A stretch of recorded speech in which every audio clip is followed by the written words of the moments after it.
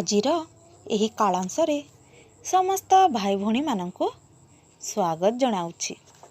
भाई भौणी आगरू आमे चित्र ओ प्रत्यक्ष भावरे फूल फल ओ पनीपरिवार परिचय पाई सारिछु।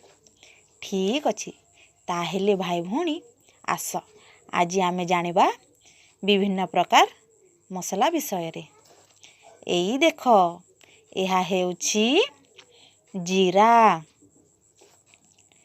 धनिया, हलदी, सोरिष, लवंग, तेजपत्र, गोलमरीच, पोस्तक दाना, रसुण, अदा, पियाज, सुखिला लंका, चक्री फूल, जाई फल, दालचीनी एही द्रव्य गुड़ी को आमे मसला रूपे व्यवहार करी थां।